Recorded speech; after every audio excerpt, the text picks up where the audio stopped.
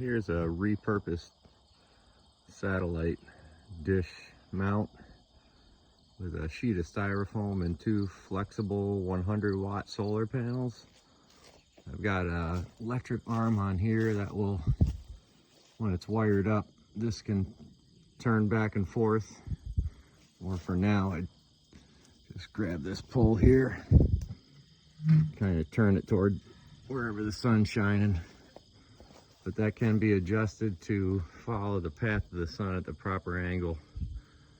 And then these wires go down from here, across the ground, into the shed here. Inside of here, I've got some, there's a solar controller, but not the one I use. Right here's the one I use. You can see it's right up to 13.2 right now. This is actually hooked up to very large battery, 300 amp hour lithium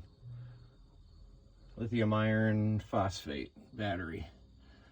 Actually works great. I got a 4,000 to 8,000 watt pure sine wave inverter, which, believe it or not, is pretty powerful. This thing will actually run a small air conditioner up to about 1,500 watts without a problem. I also use it to run my DeWalt battery charger, LCD TV up here, and I don't see it, but once in a while I run a small heater off of this thing, as well as this electric baseboard, which takes not much power. This air conditioner right here runs off of it with no problem for maybe an hour or two, but I use it primarily to charge up the batteries for this electric chainsaw here. And I've got also a DeWalt electric trimmer.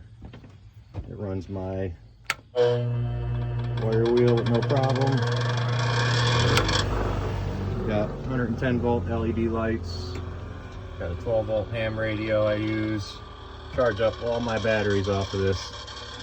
And this battery costs about $1,200, but it's been a great investment. It lets me use this inverter without a problem, which makes it possible to actually make this useful.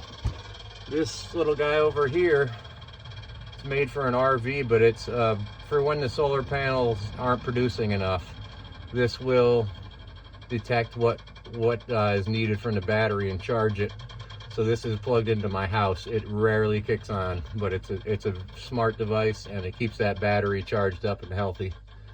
So altogether, that system, I get a lot of use out of it for a minimal investment relatively. The battery's the expensive part. But if you're using solar and you want to open yourself up to using some better devices, it's a great setup to go with. And if you got any questions, just post them. Thank you.